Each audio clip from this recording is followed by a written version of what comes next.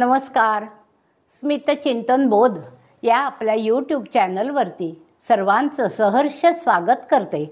आणि आज विष्णू सहस्रनामाचं 28 नावं असलेलं जे छोटंसं स्तोत्र आहे ते इथे सादर करते. त्या स्तोत्राचं नाव आहे विष्णोरष्टाविंशती नाम स्तोत्रम. श्री गणेशाय नमः. अर्जुन उवाच किन्नु नाम सहस्राणि जपन्ते च पुनः पुनः यानि नामानि दिव्यानि तानि चाचक्ष्व केशव.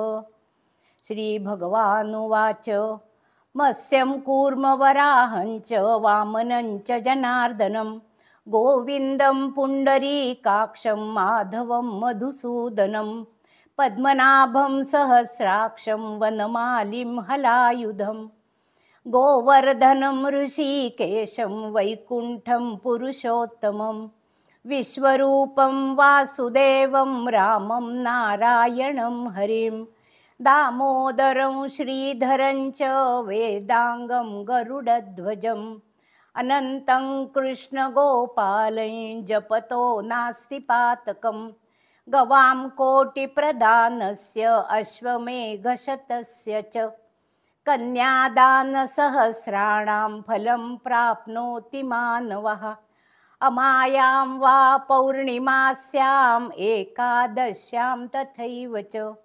सन्ध्याकाले स्मरन्नित्यं प्रातःकाले तथैव च माध्याह्ने च जपनित्यं सर्वपापैः प्रमुच्यते. इति श्रीकृष्णार्जुनसंवादे विष्णोरष्टाविंशति नाम स्तोत्रम संपूर्णम. विष्णू सहस्रनामाची महती तर सर्वश्रुत आहेच. विष्णू हा पालन करता, ब्रह्मा हा उत्पत्तीचा कारक आणि शिव हा लयाचा अधिकारी. पण विष्णू सहस्रनाम म्हणायला, सवडीनं म्हणायला 15 मिनिटं लागतात. स्वच्छ शुद्ध उच्चारण व्हावं. मुखोद्गत असेल तर वेळ कमी लागतो.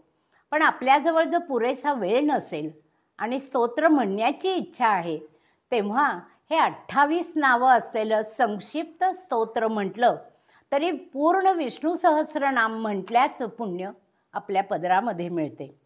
विष्णूच्या 28 नावांचं हे स्तोत्र अर्जुन विचारतो, हे केशवा, तुमच्या सहस्रावधी नामामधील कोणती नावं पुनः पुन्हा मी जपली जात असता विशेष आणि अलौकिक महत्त्व दिव्यत्व प्राप्त होईल ते मला सांगा. तेव्हा भगवान सांगतात, मत्स्य कूर्मपासून अनंत कृष्ण गोपालपर्यंत जी 28 नावे आहेत ती उच्चारली असता पातक उरतच नाही. या नावांच्या पठणाने कोटी गायी दान दिल्याचे, 100 अश्वमेघ यज्ञ केल्याचे, सहस्र कन्यादानाचे फळ मनुष्याला प्राप्त होते. म्हणजे तो पुण्यवान ठरतो. अमावस्या, पौर्णिमा, एकादशी, संध्याकाळ, सकाळ, दुपार या दिवसाच्या वेळातही या नावांचा जप केल्यास सर्व प्रकारच्या पातकातून मनुष्याची मुक्ती होते आणि तो पवित्र मानला जातो. अशी ह्या छोट्याशा संक्षिप्त स्तोत्राची महती सांगितली जाते. या चॅनलवर जर आपण नवीन असाल तर सबस्क्राईब करायला विसरू नका. तुम्हाला जर आवडला तर आपल्या परिचितांनाही फॉरवर्ड करा आणि आपला अभिप्राय जरूर नोंदवावा. धन्यवाद.